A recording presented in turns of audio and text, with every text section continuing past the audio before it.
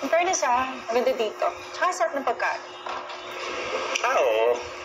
Madalas din ako rito. Ito na yung mga kaibigan ko yung mga staff dito. Si Mike, tsaka si Tristan. Ay, ganun ba? Yeah. Ito na yung piruman. Malamig yan. Yun. Salamat man.